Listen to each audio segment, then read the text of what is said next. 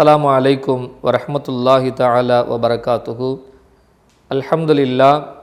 அல்ஹம்துலில்லாஹி ரப்பில் ஆலமீன் வல் ஆகிபத்து லில் முத்தகீன் வஸ்ஸலாத்து வஸ்ஸலாமு அலா சய்யதினா முஹம்மதின் வ அலா ஆலிஹி வ அஸ்ஹாபிஹி அஜ்மஈன். கண்ணியமிக்க இஸ்லாமிய நல்லடியார்களே, பல்லாக்கு தொலைக்காட்சியின் மூலமாக புனிதமிக்க இந்த ரமலானில் பல்வேறு செய்திகளை நாம் தொடர்ந்து கேட்டுக்கொண்டு வருகிறோம்.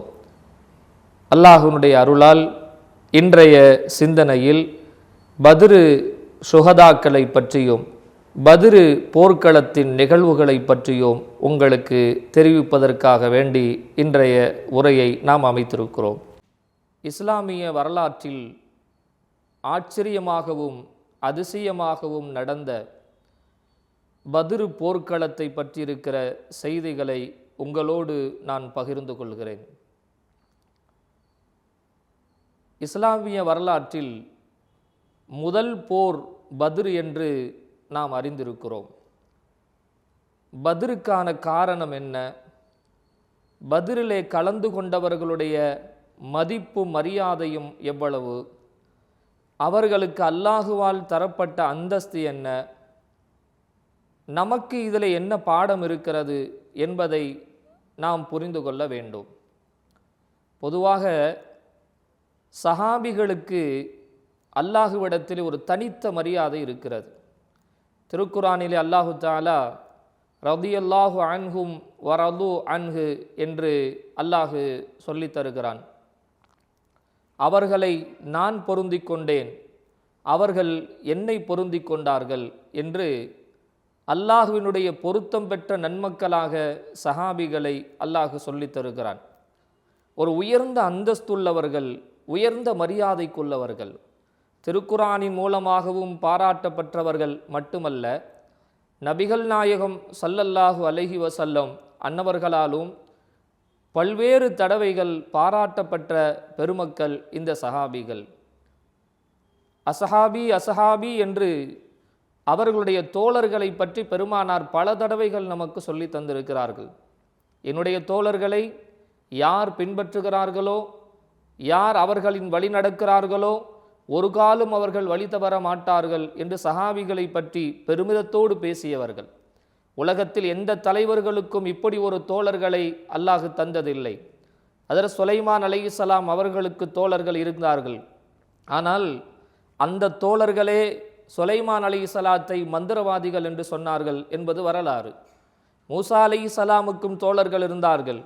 முழுமையாக அவர்களை ஏற்றுக்கொண்டார்களா என்றால் அதிலும் சில இடங்களில் அந்த தோழர்கள் விமர்சனம் செய்தார்கள் என்பது வரலாறு. இப்படி எல்லா நபிமார்களுக்கும் அல்லாஹ் தோழர்களை தந்தான். அந்த தோழர்கள் நபிமார்களை சில நேரங்களில் விமர்சித்திருக்கிறார்கள், மாற்று கருத்து பேசியிருக்கிறார்கள். ஆனால் பெருமானார் ஸல்லல்லாஹு அலைஹி வஸல்லம் அவர்களுக்கு அல்லாஹ் தந்த இந்த தோழர்கள் இருக்கிறார்களே, எந்த காலத்திலும் எந்த சூழ்நிலையிலையும் பெருமானாருக்கு மாற்று கருத்து பேசியவர்கள் கிடையாது. அதனால்தான் என் தோழர்களை பின்பற்றுகிறவர்கள் ஒரு காலம் வழி தவற மாட்டார்கள் என்கிற செய்தியை நபிகள் நாயகம் ஸல்லல்லாஹு அலைஹி வஸல்லம் அவர்கள் நமக்கு சொல்லி தந்திருக்கிறார்கள். பொதுவாக ரசூலினுடைய தோழர்களுக்கு இவ்வளவு மரியாதை இருக்கிறது, இவ்வளவு மதிப்பு இருக்கிறது என்று வரலாறுகள் நமக்கு சொல்லி காட்டுகிற அதே நேரத்தில் பத்ரு போர்க்களத்தில் கலந்து கொண்ட இந்த 313 சஹாபிகளுக்கு இன்னும் கூடுதல் மரியாதையும் கூடுதல் சிறப்பும் இருக்கிறது என்பது ஹதீஸ் நமக்கு உணர்த்தி காட்டுகிறது. எதனால் அவர்களுக்கு கூடுதல் சிறப்பு, எதனால் அவர்களுக்கு கூடுதல் மரியாதை என்றால், அந்த நேரத்தில் போர்க்களம் சென்று போரிட்டு பழக்கப்பட்டவர்கள் அல்ல மக்காவினுடைய முஹாஜிர்களும் மதீனாவின் அன்சாரிகளும். ஆயுதம் ஏந்தி பழக்கப்பட்டவர்கள் அல்ல. ஒரு ரமலானுடைய மாதத்தில் நபி அவர்களின் உத்தரவுக்கு இணங்க, ரசூலினுடைய கட்டளைக்கு இணங்க, ஈமானை முன்னிறுத்தி இஸ்லாத்தை முன்னிறுத்தி அவர்கள் போர்க்களத்திற்கு வந்தார்கள். என்ன ஆவோம் என்று அவர்களுக்கு தெரியாது. உயிரோடு இருப்போமா அல்லது திரும்ப ஊருக்கு வருவோமா என்று அவர்களுக்கு தெரியாது. ஆனாலும் நபி சொல்லிவிட்டார்கள், அல்லாஹ்வுடைய கட்டளை இருக்கிறது, அதனால் நாம் இவருக்கு பின்னாலே போக வேண்டும் என்கிற அந்த உயர்ந்த எண்ணத்தோடு அந்த பெருமக்கள் வந்ததின் காரணத்தினால் அல்லாஹு தஆலா இந்த சஹாபிகளுக்கு இன்னும் கூடுதல் மரியாதையை அல்லாஹ் தந்திருக்கிறான்.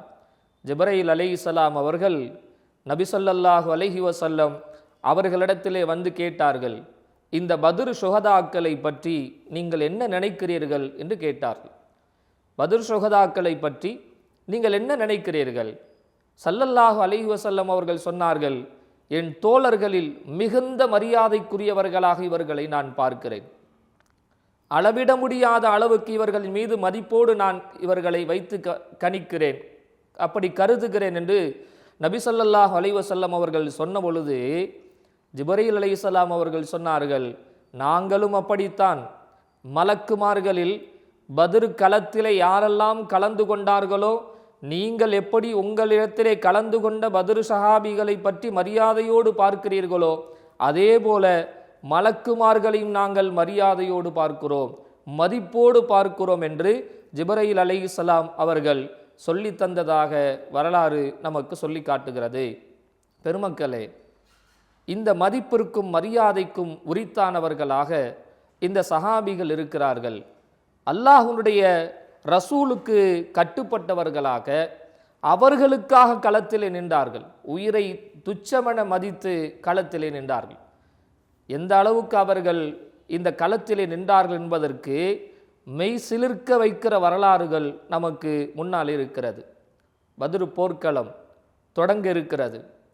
தொடங்க இருக்கிற சந்தர்ப்பத்திலே பெருமானார் ஸல்லல்லாஹு அலைஹி வஸல்லம் அவர்கள் மேட்டின் மேல் ஏறி நின்று பார்க்கிறார்கள்.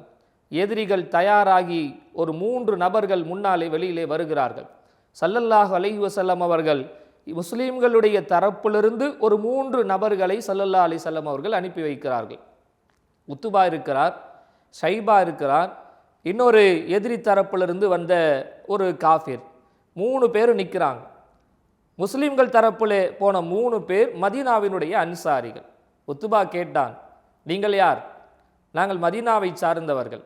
இப்போ உத்துபா சொன்னான், உங்களுக்கும் எனக்குமாக எந்த சண்டையும் இல்லை, எந்த தகராறும் உங்களுக்கும் எனக்கும் இல்லை. நாங்கள் வந்தது எங்கள் ஊர்க்காரர்களை சந்திப்பதற்காக. எனவே நீங்கள் போய்விட்டு எங்கள் ஊர்க்காரர்களை அனுப்புங்கள். அப்பொழுது நபிகள் நாயகம் ஸல்லல்லாஹு அலைஹி வஸல்லம் அன்னவர்கள் ஹஜ்ரத் உபைதா ரலியல்லாஹு அவர்களை எழுப்பினார்கள், நீங்க போங்க. நாங்கள் ஹஜ்ரத் அலி ரலியல்லாஹுவை எழுப்பி அனுப்பினார்கள். ஹஜ்ரத் ஹம்ஸா ரலியல்லாஹுவை எழுப்பி அனுப்பினார்கள்.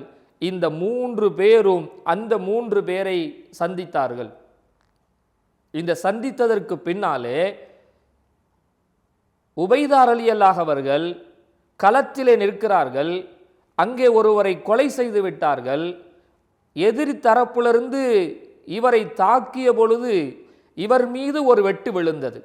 கால் பகுதியிலே விழுந்த வெட்டு அவருடைய எலும்பினுடைய மஜ்ஜை வெளியிலே தெரிகிற அளவுக்கு இருந்தது.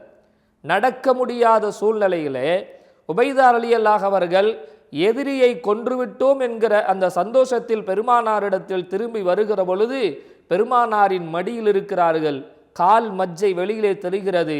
ரத்தம் சிந்த பெருமானாருடைய மடியிலே இருந்த ஹஜ்ரத் உபைதா ரலியல்லாஹு அவர்கள் பெருமானாரிடத்தில் கவலையோடு பேசிய வார்த்தை, உயிரோடு திரும்பி வந்ததற்கான சந்தோஷம் அல்ல, எதிரியை கொன்றுவிட்டதோடு மாத்திரமில்லாமல் இந்த களத்தில் என் உயிர் போகவில்லையே என்கிற அந்த கவலையில், அந்த வருத்தத்தில் பெருமானாரிடத்தில் கவலையோடு சொன்னார்கள், எனக்கு சொர்க்கம் தவறிவிட்டதோ என்று நான் நினைக்கிறேன் என்றார். காரணம் என்ன தெரியுமா? ஒரு சஹாபி வந்தார் பத்ர் களத்திலே. சஹாபி வந்து கேட்டார், இந்த சண்டைக்கு போகிறதுனால எனக்கு என்ன கிடைக்கும்? இந்த யுத்தத்திலே கலந்து கொள்வதால் எனக்கு என்ன கிடைக்கும்? பெருமானார் சொன்னார்கள், இந்த யுத்தத்தில் கலந்து கொள்வதால் உனக்கு சொர்க்கம் கிடைக்கும். உடனே அவர் கலிமா சொல்லிவிட்டு நேராக களத்திற்கு போனார். இந்த செய்தி சஹாபிகள் எல்லோரும் கேட்டார்கள். அதனால்தான் உபைதா ரலியல்லாஹு அவர்கள் அந்த இடத்துல எனக்கு சொர்க்கம் தவறிச்சோன்னு அவர்கள் கவலைப்பட்டார்கள். பத்ர் களத்தில் 14 பேர் ஷஹீதானார்கள், ஷுஹதாக்கள் 14 பேர். அதிலே 13 நபர்கள் அந்த இடத்திலேயே அடக்கம் செய்யப்பட்டிருக்கிறார்கள். மீதி ஒருவர் உபைதா ரலியல்லாஹு அவர்கள், இவர்கள் அந்த இடத்தில் அடக்கம் செய்யப்படவில்லை. காரணம், அவங்க திரும்பி உயிரோடு வந்துட்டாங்க, பெருமானாரின் மடியில் இருக்கிறார்கள், கவலைப்பட்டு கொண்டே இருக்கிறார்கள். ஆனால் திரும்ப யுத்தம் முடித்து ஊர் செல்லுகிற வழியிலேயே உபைதார் ரலியல்லாஹு அவர்கள் மரணித்து போனார்கள். அவர்கள் கவலைப்பட்டதை அல்லாஹ் அங்கீகரித்து கொண்டான். அவருக்கும் ஷஹீத் என்கிற அந்தஸ்தை அல்லாஹ் வழங்கினான்.